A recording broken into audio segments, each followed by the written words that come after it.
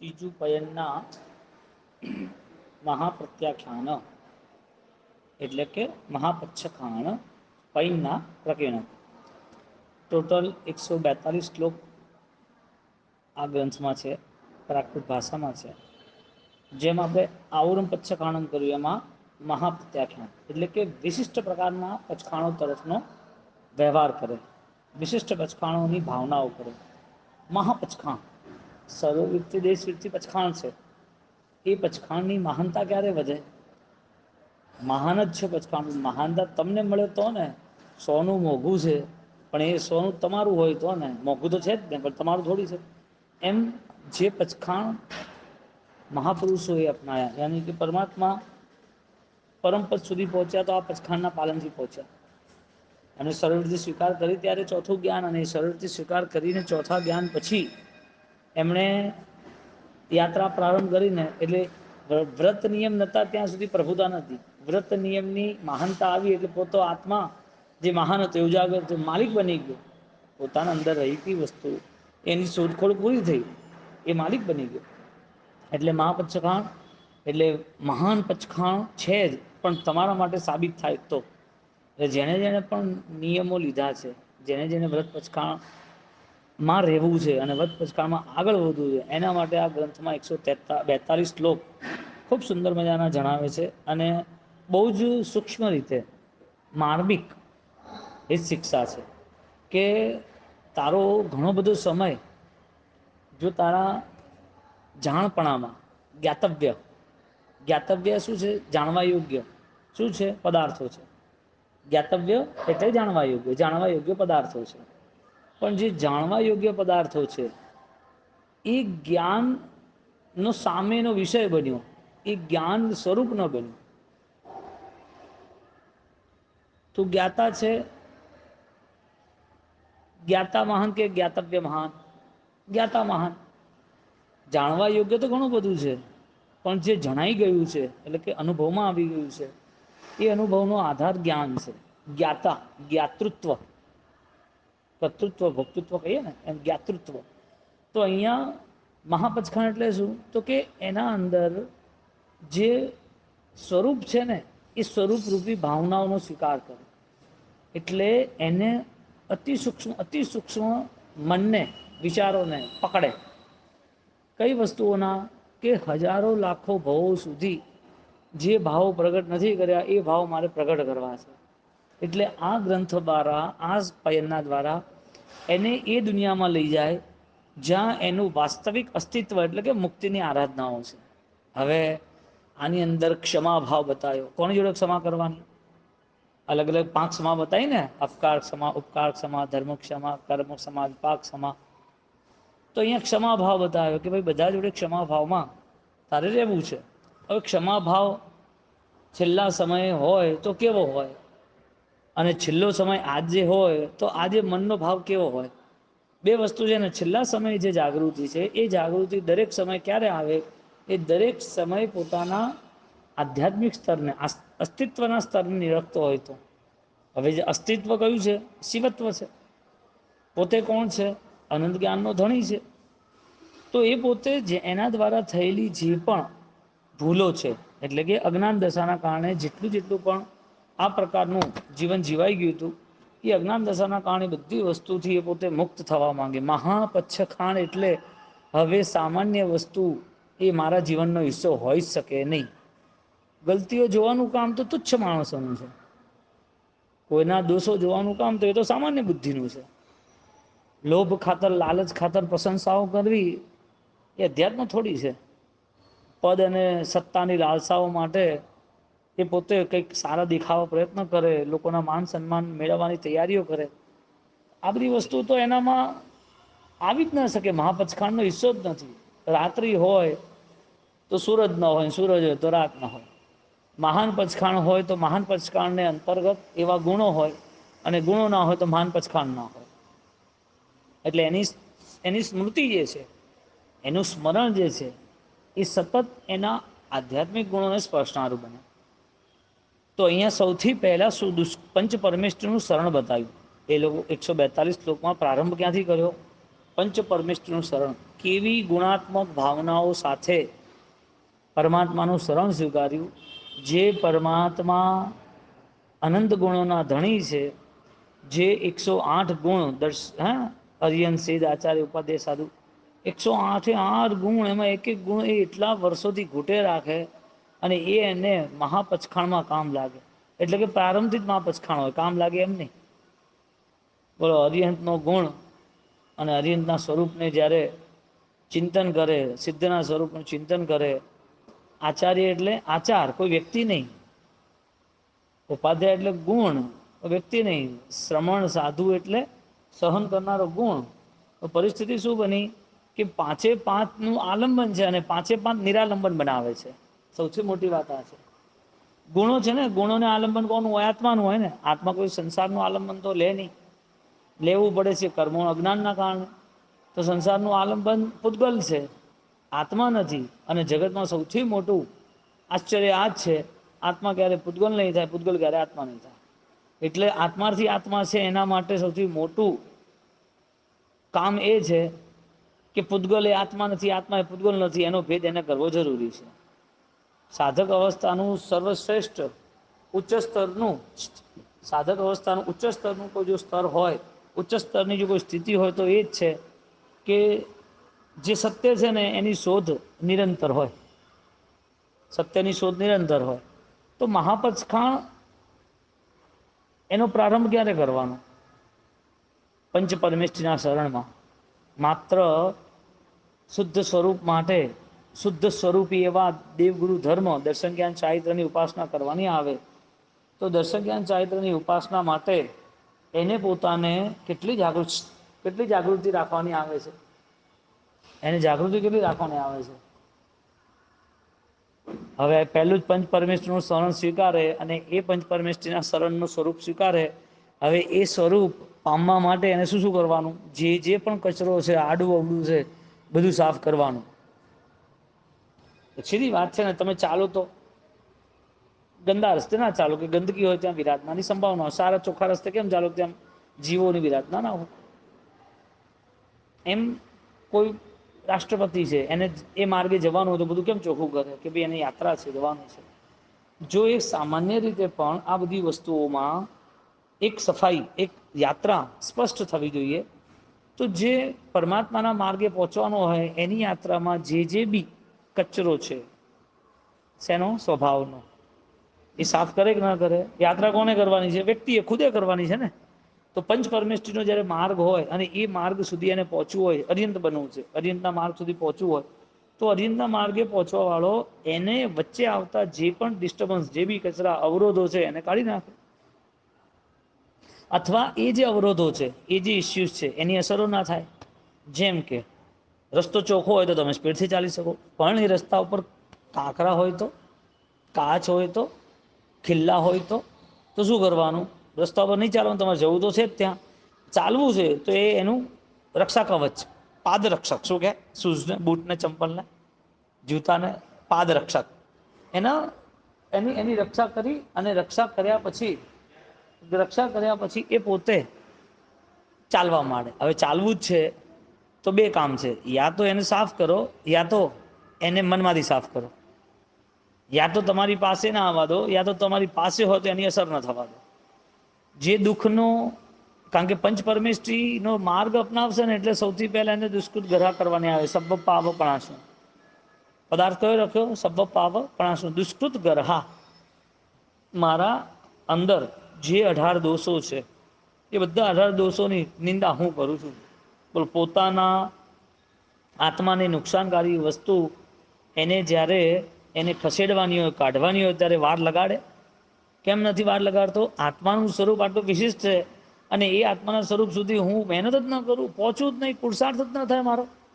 બોલો, એનો પહેલો પુરુષાર્થ એના દોષોને ક્ષય કરવાનો થાય કે ના થાય? કેમ થાય? કેમ થાય? કારણ કે આત્માના સ્વરૂપની જાણ થઈ ગઈ.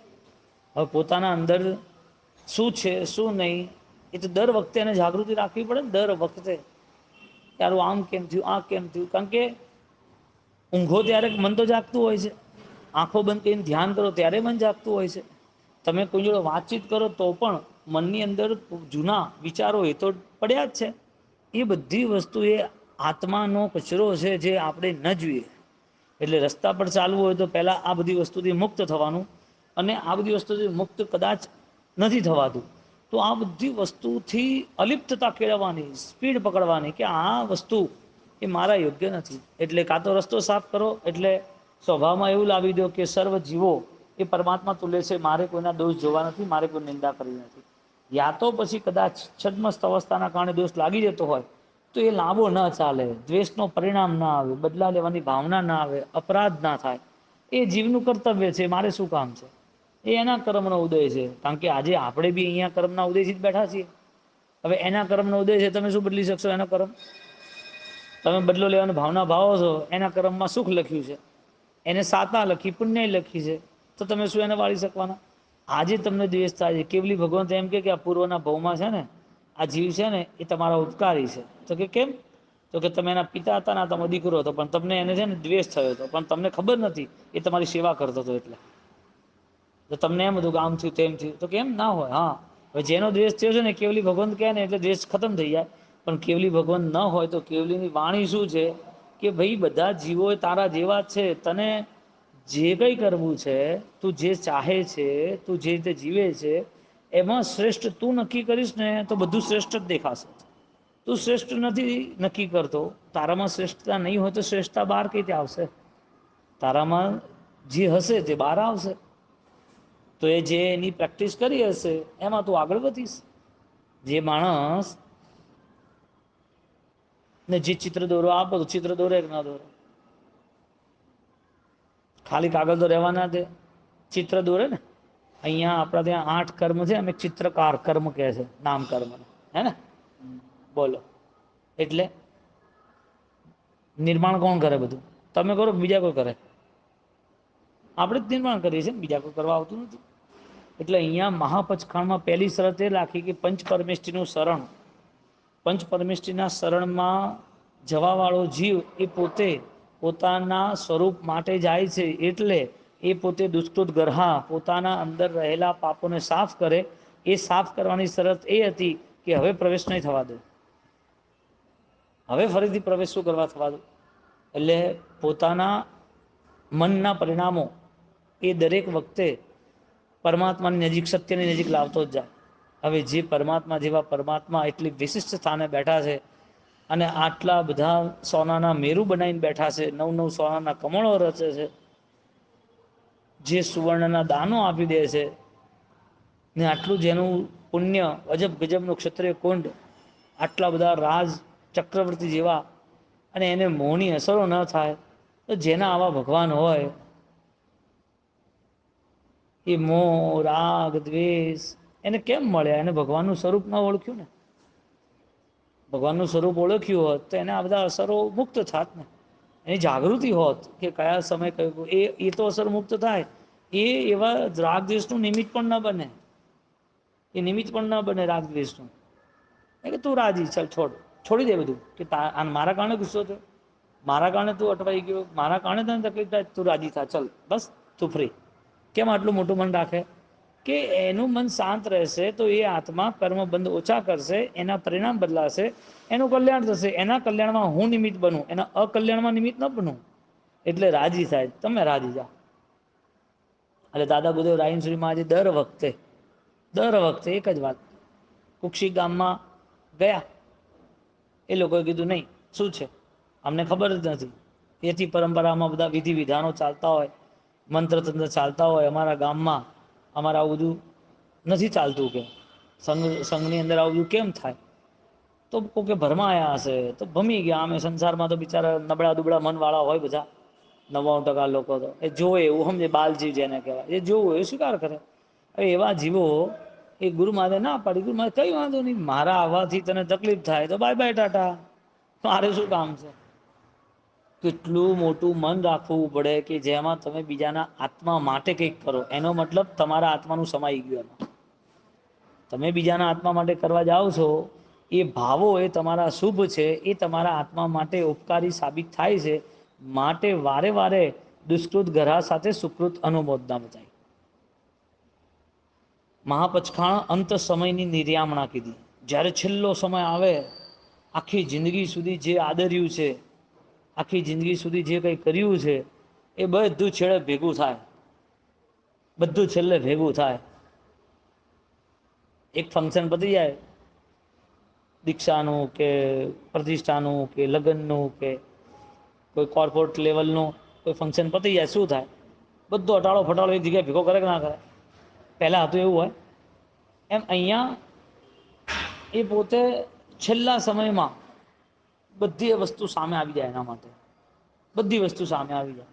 કોના માટે મેં શું કર્યું હતું, કેમ થયું હતું, શું હતું, એ છેલ્લે મહાપચખાણ આદરે કે મારે હવે જવું છે અને બધું છોડવાનું છે, તો મારા પરિણામમાં હું પોતે હજી સ્પષ્ટ કેમ ના બનું? બોલો, શરીરની વેદના ભયંકર હોય તો પણ મનની સ્થિતિ શ્રેષ્ઠ કેમ બને એનો પુરુષાર્થ હોય, વેદનાની અસર જ નહીં.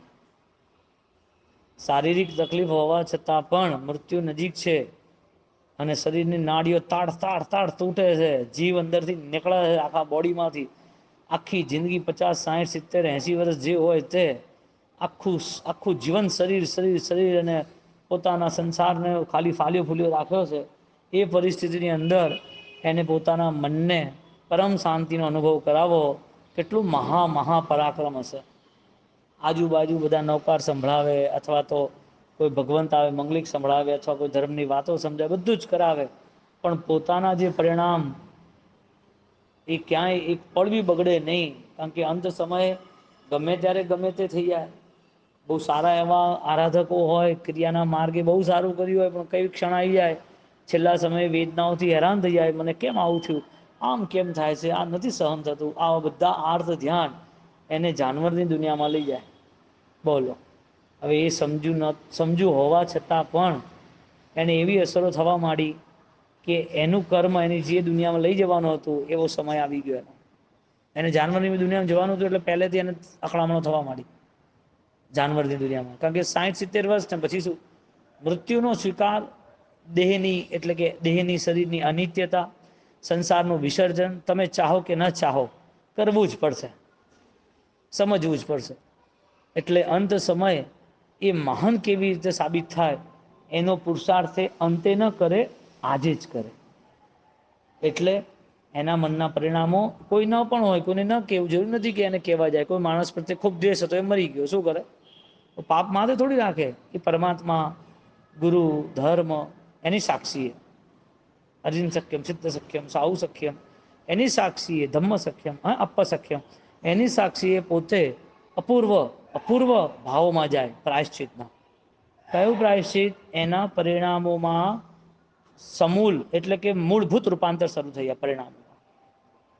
એટલે વેદનાનું જે સ્તર હતું ને, એ જો ઓછું ના કરે, વેદના એ જો છોડી ન શકતો હોય મનથી, તો એ વેદના વધવાની છે, ઘટવાની નથી.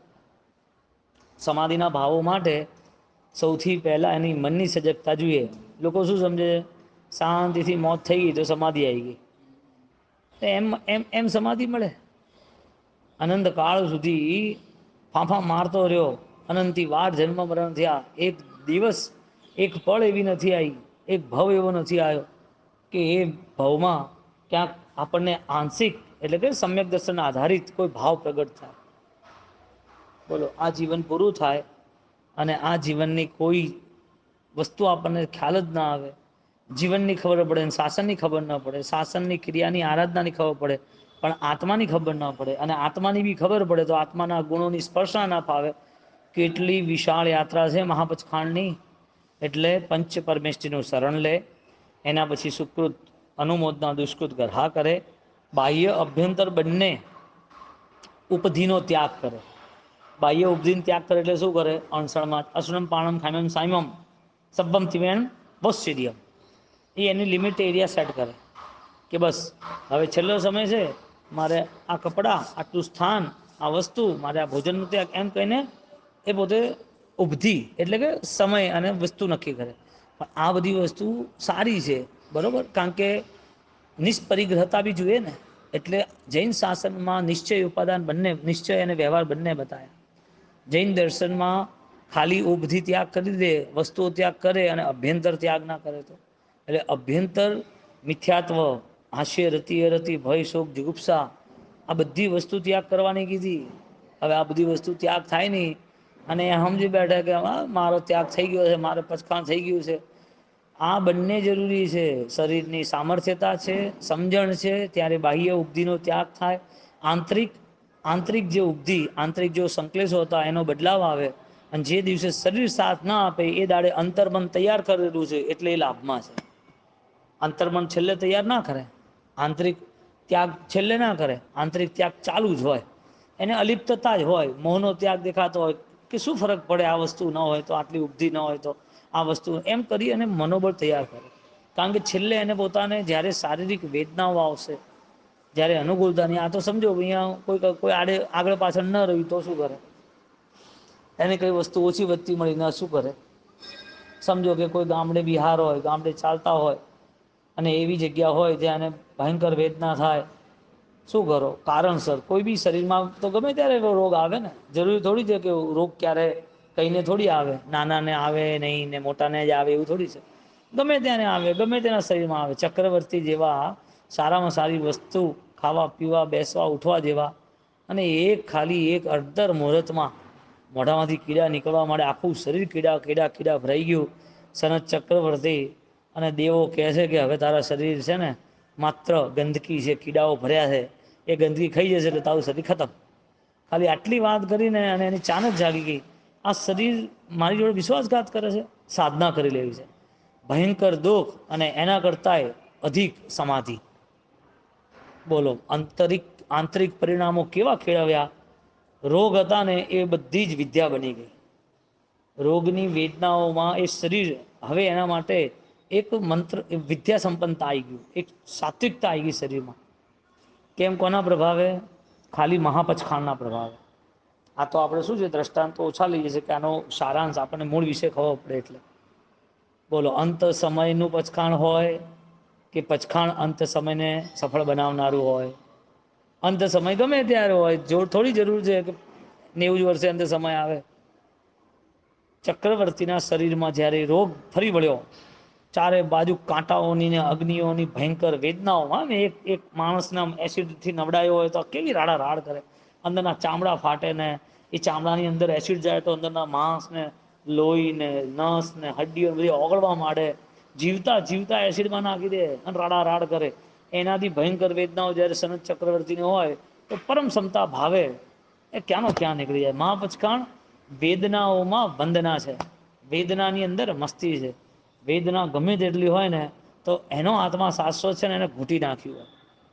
આ બધી વસ્તુ વાતોથી મેળ ન પડે, એની કન્ડિશનમાં જવું જ પડે કે આ ઉષ્ણ પરિસર છે, આ શીત પરિસર છે, આ વચન પરિસર છે, આ ઉપસર્ગો બધા કેવી કેવી મહાનિશિ અરે આમાં આપણા 10 વૈકાલિકમાં કેવા કેવા યોગ બતાવ્યા છે સાધનાઓના, કેવી મહાનતાઓ બતાવી છે. અને એ લોકો પામી પાછી એવું નહીં, એની સમાધિ દરેક વખતે રહી, દરેક વખતે. પેલો હાલવા આવ્યો દેવ લે આ ઔષધિ, તારું શરીર પાછું પહેલાં જેવું થઈ જશે. એ કે મારું શરીર પહેલાં જેવું છે, તું મને શું હાલવાનું. કોઈ એવા મનના પરિણામ લાલસા જેવા નહીં, કોઈ શરીરને બચાવવા જેવા નહીં, કોઈ પોતાના અંદરમાં લાલસા ભાવ લાલચ નહીં કે મને કંઈક સારું થઈ જાય, આ મને કંઈ આપી દે. બધું થયા કરે છે એટલે રસ્તો સાફ કરે કાંટાથી. કાંટો કાંટો કાચ ખિલ્લી એનાથી રસ્તો સાફ ના થાય તો પાદરક્ષક બૂટ પહેરી લે, શૂઝ પહેરી લે તો વાગે નહીં. એમ પોતે અરિહંતના માર્ગે પ્રયાણ કરે ને તો સાફ ભાવ કરે, મનના પરિણામો બહુ સ્વચ્છ બનાવી દે. ક્યારેક એવો પરિણામ આવી બી જાય તો એ પરિણામ પ્રાયશ્ચિતથી, એટલે પ્રાયશ્ચિત એટલે પાદરક્ષક, એ પરિણામથી એ પોતે પાછો સુરક્ષિત થઈ જાય. એના પરિણામો એ લાલસા ભાવ સાથે, એટલે કે એનો અંત સમય બગાડે, એના પરિણામ બગાડે, એનું વર્તમાન બગાડે, આજ ઘડી બગાડે એવા કોઈ પરિણામ ના થાય. આખું જગત એની સામે પરિચિત છે, એની સામે બેઠું છે, એ પરિચિત છે. એ બધી જગતની દ્રષ્ટિથી એ પોતે જીવન જોઈ રહ્યો છે. એને ખબર છે કે આ જગત મારું છે નહીં અને આ જગતમાં મારું કોઈ થવાનું છે નહીં. કેવી બાર ભાવના, એકત્વ ભાવના આગળ કહે છે અહીંયા કે જે બાહ્ય અને અભ્યંતર, જે ઉપધિ એટલે રાગદ્વેષ છે, એ આંતરિક જે વસ્તુના એ બધા એ પોતે ત્યાગ કરતો જાય, એકત્વ ભાવનાનું ચિંતન કરે. સર્વ જીવો પ્રત્યે અપૂર્વ ક્ષમા કરે. બોલો, દેખીતા છે એની ક્ષમા કે ન દેખાય એવા જીવોની ક્ષમા? પાણીના જીવો છે, પૂર્વભવના જીવો છે, મારાથી કેટલી આસાધના થઈ ગઈ હશે, બધાને વિરાટની ક્ષમા માંગે. એટલી જીવો પ્રત્યે ક્ષમા છે કે મારા આત્માને પણ ક્યાંય પણ મેં પોતે એવા ભાવો કેળવ્યા કે આ દુર્ગતિઓમ જવું છે તો પણ ભાવથી ઈચ્છા દુકડમ મારા આત્માને હવે ક્યાંય એવી જગ્યાએ નથી જવું જ્યાં જૈન શાસન ના હોય. મને સાતમી નરકે મંજૂર છે, જૈન દર્શન હોવું જોઈએ. મને ભયંકર વેદનાઓ મળતી હોય ને તોય ચાલે, પણ મને પરમાત્માના વચનો મળવા જોઈએ. જરૂરી નથી કે મારે પોતાને બધી સામગ્રીઓ જોઈએ, અનુકૂળતાઓ જોઈએ. એ તો જીવન જીવીને આયા, છોડીને આયા, મૂકીને આયા, રોઈ રોઈને છોડ્યું છે. બધા આજુબાજુ હતા, કોઈ કોઈનું ના બન્યું. એકત્વ ભાવના ભાવી. બોલો, 20 વર્ષનો છોકરો મરી જાય અને 20 વર્ષનો છોકરો મરી જાય અને એના બાપ ચિત્કાર રોવે, મારો છોકરો મરી ગયો, શું કરશું? કોઈ 10 જણ આવીને કે બોલો મારા છોકરાઓની બલી ચડાવી દો પણ તમે રોવાનું બંધ કરો, તમે આટલી આટલી વેદનામાં મત રહો. જો અમારા છોકરાની બલી ચડાવીને તમારો છોકરો જીવતો થતો હોય તો અમે આપી દઈએ, એને મોતના મુખમાં નાખી દઈએ. પણ જ્યારે આ દેહથી વિયોગ થયો એટલે આ સંસારમાં કોઈ એવી સામગ્રી, કોઈ એવી દવા, કોઈ એવી વિદ્યા નથી કે મૃત્યુ વખતે એ આવીને ઊભું રહે અને એ મૃત્યુને બચાવી લે. મૃત્યુ એટલે દેહનું, દેહને બચાવવા ગયો તો કશું મળે નહીં, એના કરતા ભાવોને બચાવે તો બધું મળી જાય.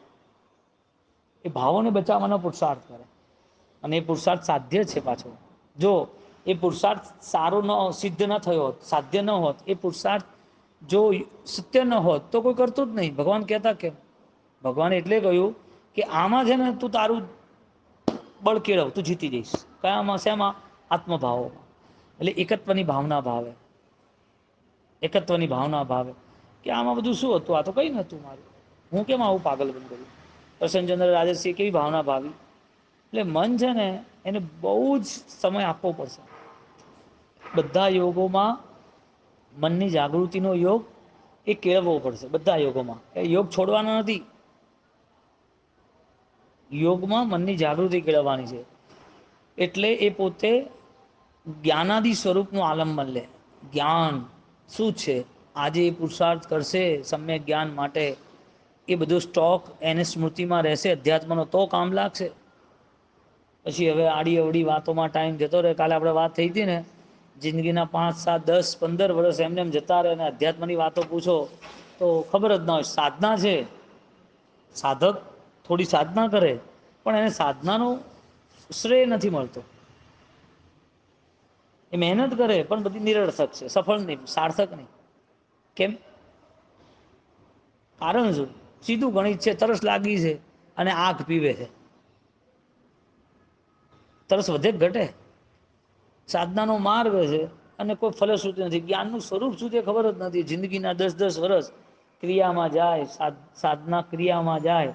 એ પોતે સાધુ બી બની જાય, એ પહાડોમાં એકાંતમાં જતા રહે, એ કદાચ એ પોતે ભક્તિમાં, તપમાં, ત્યાગમાં, ધ્યાનમાં પણ જતા રહે, પણ બધો શ્રેય એની ઉપાદાનની શુદ્ધિમાં છે. બધો શ્રેય. હવે એ એને ન ઘૂંટાય તો એનું મૂળભૂત કારણ કે એણે ઉપાદાનની શુદ્ધિ માટે પહેલા સમય નથી આપ્યો. બેસ્ટ બિઝનેસ, બેસ્ટ પ્રોફિટ કોને કહેવાય? જેમાં બેસ્ટ ઇન્વેસ્ટમેન્ટ હોય. કોઈ સમયનું ઇન્વેસ્ટમેન્ટ કરે, 12 કલાક આપે પોતાના બિઝનેસને, કોઈ સારામાં સારું ધન આપે, કોઈ સારામાં સારું મેનેજમેન્ટ કરે, તો બેસ્ટ બિઝનેસ, બેસ્ટ પ્રોફિટ કયો છે? જેમાં બેસ્ટ ઇન્વેસ્ટમેન્ટ છે. હવે ઉપાદાનની શુદ્ધિ છેલ્લે મહાપુષ્કળ ફલીભૂત ક્યારે થાય? એનો આજનો સમય એ એમાં આપે તો છેલ્લે એને મળે. હવે શેના માટે એને પોતાનો આટલો સમય બરબાદ થાય છે? તો એને જોવું પડે ને કે કયા કારણથી હું આ બધું કરું છું, મારો સમય આ બધો ક્યાં જાય છે? બોલો, 15-15, 18-18, 20-20 વર્ષ, 25-25 વર્ષ થઈ જાય સાધના માટેના, અને એને સાધનાની કોઈ આત્માની વાતો પૂછીએ તો એની જોડે પરફેક્શન ના હોય, અધ્યાત્મની વાતોના સમાધાન ના હોય. સામાન્ય વાતો શું, ઇન્ફોર્મેશન તો દુનિયા બધે મળે છે, ક્યાં નથી મળતી? પ્રોફેસરો ઇન્ફોર્મેશન આપી દે, પુસ્તકોમાં આપી દે, ઇન્ફોર્મેશન બધે આપી દે, પણ સાધનાની દ્રષ્ટિએ અને એ બી ઇન્ફોર્મેશન તો ખાલી એને જ્ઞાન ભણે એટલા માટે. આપણે સ્ટાર્ટિંગમાં કીધું ને, તું જ્ઞાતા છે, જે જ્ઞાતવ્ય, જે જાણવા યોગ્ય છે તું નથી. જાણવા યોગ્ય શું છે? તારું આત્માનું સ્વરૂપ છે, પણ આત્માનું સ્વરૂપ પામવા યોગ્ય બી છે ને. તો જાણે એટલું નહોતું, જાણ્યા પછી પામવાનો પુરુષાર્થ એનો થવો જોઈએ. એટલે જે કંઈ જણાય છે એ બધી વસ્તુની ઇન્ફોર્મેશન એને ભલે મળી જાય, પણ બધી ઇન્ફોર્મેશન પછી એનું કંઈ જ ન હોય તો આ કેવું સારભૂત શું એને કેળવ્યું શું 24 કલાકમાં એનું ઉપાદાન કેળવાયું, એને એને એને જે ઘટનાઓ છે એ ઘટનાઓથી પ્રભાવિત થાય છે કે ઘટનાઓથી એ વિમુખ એટલે દૂર થાય છે. કારણ કે છેલ્લે એને સત્યનો રસ્તો નહીં દેખાય તો ચાલશે કેવી રીતે, કઈ રીતે ખબર પડશે?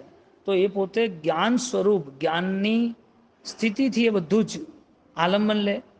પોતે પૂર્વમાં પ્રમાદવશ જે પણ નિયમો વ્રતો જે વસ્તુમાં અજ્ઞાનતાવશ વિરાધનાઓ થઈ છે એ બધીનું વાસ્તવિક એ પ્રાયશ્ચિત કરે, અતિચારોની આલોચના લે, આત્માનું અનુશાસન ગોઠવે.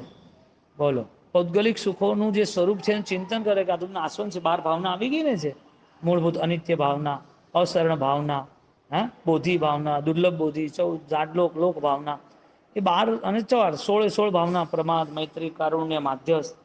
એનો સમય ક્યાંથી આપશે? એવું એને ક્યાં સમય મળ્યો? તમારો 1 કલાક આવો ગયો? હે ગયો કે નહીં? નથી ગયો. કેમ? જો તમારો આવો કલાક જવો જોઈએ, તમે ધ્યાન કરો છો, સારી વાત છે. સ્વાધ્યાય આપણા 12-15 કલાક આમાં જાય છે. સ્વાધ્યાય, આરાધના, ડ્રાઇંગ પોસ્ટ લખવું, કરવું, આ તે પ્રૂફ ચેકિંગ, નવા પાઠો જાય છે. આ જ બધા કલાકોમાં આ બધું ઉમેરી દેવાનું છે, ભાવ ધર્મની જાગૃતિ. તો આ બધી વસ્તુ છે ને આપણને વધારે બળવાન બનાવશે. કારણ કે આત્મતત્વ જાણ્યા પછી છે ને એને ઓટોમેટિક છે ને સંસારના વ્યવહારો પૂતગલો પ્રત્યે છે ને નિરસ્તા આવી જશે. પણ આ નથી જણાવ્યું એટલે આ બધા મોહ છે ને, આ બધા આપણી ભાષામાં લબાડ વેડા, આ બધા એની આગળ પાછળ ફર્યા કરે. સાધના છે અને સાધનાનું સ્વરૂપ નથી. બોલો, માણસ જોડે ચેક છે અને પૈસા લખેલા છે, બેંકમાં પૈસા નથી. ભોજનનો થાળ છે અને ભોજન પડ્યું છે અને ભયંકર બીમારી છે, ખાઈ શકતો નથી. અર્થ નથી સરતો, રિઝલ્ટ નથી મળતું, કાર્ય સિદ્ધ નથી થતું. મહેનત છે પણ મહેનત એની અવળા માર્ગે છે, સીધા માર્ગે, સત્ય માર્ગે નથી. એટલે 16 ભાવના ભાવે અને 16 ભાવનાનું સ્વરૂપ કરી અને એના મનને પંડિત મરણ સુધી એના મનને દેહ ધ્યાસ. રાજેન્દ્ર સુરી મહારાજા કેવું એમને કેવું સમાધિનું જીવન સ્વીકાર્યું, એમ નક્કી કર્યું કે હવે તો આ યાત્રા સાધનામાં સાથ નહીં આપે, હજી વિશેષ સાધનાઓ કરવી છે, યાત્રા હવે છોડવાની છે. બહુ સિરે નશ્વર શરીર મારે છોડું, હું છોડું છું કે. બોલો, કેવી ભાવના ભાવી કે હવે આ મારો દેહ સાધના માટે યોગ્ય નથી. એટલે આખો દેહ સાધના માટે, આખી જિંદગી સાધના માટે. એમ લક્ષ્ય શું હતું? હવે મારો દેહ સાધના માટે યોગ્ય નથી, હવે મારે અનશન કરવું છે, હવે મારે બધું છોડી દેવું છે. અરિયહંત અરિયંત અરિયંત અરિયંત. જેમણે છેલ્લી જિંદગીમાં પરમ સમાધિનો અનુભવ કર્યો, પરમ સમાધિનો પુરુષાર્થ કર્યો, પરમ સમાધિ પહેલા એમણે નક્કી કરી હતી માટે આવી. એટલે દરેક પળે, દરેક ક્ષણે એમણે જેટલો સ્વાધ્યાય, જે ઘૂટ્યું, જે ચિંતન કર્યું, એ બધું સ્વરૂપ માટે હતું, સત્ય માટે હતું. એટલે જ આજે આટલા પૂજાય છે. એટલે સાધકની સફળતા જોવી હોય ને તો રાયન સુરી મહારાજના જીવન ચરિત્ર જોઈ લે. સાધકની સફળતા, સાધનાનું શ્રેય જો કોઈને મળ્યું હોય તો આવા ઉત્તમ શ્રેષ્ઠ ચૈતન્યમય આત્માઓને મળ્યું છે. બોલો, એની ચેતનાની એવા તો કેવા નજીક આવી ગયા હશે. એમને ચેતનાઓ જ દેખાય 24 કલાક. 24 કલાક એના આત્માનું સ્વરૂપ જ દેખાય, બીજું કોઈ દેખાય જ નહીં. કેટલા નજીક આવી ગયા હશે. અને જ્યાં સુધી સંસારમાં રહે આ બધી વસ્તુમાં એમને કોઈ લેવા દેવાની, કરવું શાસનલક્ષી છે પણ અલિપ્તતા બધું જ મારા સ્વરૂપની સામર્થ્યતા માટે હું કરું છું. આગળ જેને જે કરવું એ કરે. આજનો મારો સમય, આજનું મારું જીવન, આજ યદી મોત આવે તો એ મારા માટે છે, કોઈને શું મળે નહીં, વાત જ નહીં. એટલે ભગવંતે છે ને પરાધીન અવસ્થાઓ હંમેશા છે ને નેગેટિવ જ બતાવી. નેગેટિવ એટલે પરાધીન અવસ્થા ત્યાગ જ કરવાની કીધી છે. બોલો, પરાધીન અવસ્થામાં શરીર આવ્યું કે ના આવ્યું, કર્મો આવ્યા કે ના આવ્યા, અજ્ઞાન આવ્યું કે ના આવ્યું. હવે એ બધાના ભરોસે આપણે એમ સમજીએ કે બધું થઈ ગયું. કોઈ અક્ષરથી વધામણા કરે એટલે શું સાધના પૂરી થઈ ગઈ? કોઈ અક્ષરથી વધામણા કરે આજ કેવું હેડે છે બધું. કોઈ અક્ષરથી વધામણા કરી લે, કોઈ પૂજન કરી લે, કોઈ ભક્તિ કરી લે, કોઈ નાચવા કૂદવા માંડે, એ તમારા અંદર કોઈ ગુણો છે તો કરે, પણ તમે એ નથી ને. એ અલગ છે ને તમે અલગ છો. એની ભાવનાઓમાં નિરંતર એ વહેતો રહે. પરમાત્મા સ્વરૂપની પ્રાપ્તિનો ક્રમ જ આ છે ને મહાપચખાણ. ન કરવી હોય તો સંસાર છે જ, જે સંસારીઓને બધું ગમે છે એવું સાધનાના માર્ગે એવું કરતા રહો. એટલે સાધના માત્ર સ્વીકારી છે, સાધનાનું અનુસરણ નથી જ. એ સાધનાનું અનુસરણ થાય તો એ રસ્તો છૂટતો જાય ને. તમે કોઈ માણસ એ પોતે અઠ્ઠાઈ કરતો હોય તો 3 ઉપવાસ 4 ઉપવાસની ખબર પડે કે ના પડે? આપણે અહીંયા પચખાણ લેવા આવ્યા અને પેલો થોડો માણસ છઠ્ઠા ઉપવાસે ઢીલો હોય અથવા 26મા ઉપવાસે ઢીલો હોય, એને કહીએ કેમ થયા આજે 24મો ઉપવાસ, કાલે સારો થયો. એ 24 નહીં સાહેબ, આ 26મો છે કે. એને ખબર તો પડે ને કે 24 થઈ ગયા, કે ના ખબર પડે? ખબર પડે ને. તો સાધનાનો એક દિવસ પૂરો થાય ખબર પડે કે ના પડે? કઈ પેલાને ચોથામાંથી 5મામાં જાય તો એના રિઝલ્ટથી ખબર પડે ને. કોઈ ઇન્ટરવ્યૂ આપવા જાય તો એની ડિગ્રી બતાવે ને કે દેખો મેં આઈટી કર્યું છે, મેં આઈએએસ સીએ કર્યું છે. એના જે બી ઇન્ટરવ્યૂ છે તો એમાં ડિગ્રી વગર એને આપવાનો જાય, જે આ જેવો તેવો માણસ ત્યાં જતો રહે? એ અભ્યાસ કર્યો છે, એ અભ્યાસ રૂપે એને સર્ટિફિકેટ્સ મળ્યા છે. એ સર્ટિફિકેટ એને સામે ઇન્ટરવ્યૂમાં લોન્ચ કર્યા પછી એને બેસાડી કે બોલ તારી જોડે મારે ડિબેટ્સ, મારે ચર્ચાઓ કરવી છે, મને તું મારા ડાઉટ્સ ક્લિયર કર, ચલાઈ જા. ત્યારે કંપનીમાં એને રાખીને ત્યારે એને 10 લાખ રૂપિયા આપે કે તારો મહિનાનો 10 લાખ પગાર. એને ખબર હતી કે મારો સ્વાધ્યાય, મારું સ્ટડી, મારી ડિગ્રી, મારું જે ક્વોલિફિકેશન છે ને એ બેસ્ટ છે, એટલે મને પોતાને લાખ રૂપિયાની 10 લાખ જોઈએ અને મળે છે. એમ સાધનાનો ક્રમ એવો છે કે જેમ જેમ આગળ વધે ને એ સાધનાઓમાં એને અનુભવ થતા જાય, એને ખબર પડે કે આ મારી સાધના ફલીભૂત છે. બોલો, જીવનના વર્ષોના વર્ષો પૂરા થઈ જાય અને સાધનાની ખબર ન પડે. ધન્યવાદ. કલ્યાણ આપણું કેમ થાય એ વિચારવાનું, બીજું બધું વિચારવાનું નહીં. એટલે મહાપચખાણ ખૂબ ઉત્તમ છે. અને વીરભદ્ર ગણી ક્ષમા શ્રમણ એમને બહુ મારવી વચનોથી આમાં શિક્ષા દીધી હતી. બરોબર. તો આ આગમ ટીકા અત્યારે ઉપલબ્ધ નથી, પણ આ બધા શ્લોકો આપણને સામાન્યથી બધા સમજી શકાય છે. એટલે મહાપચખાણની શરૂઆત કરી દેજો હો.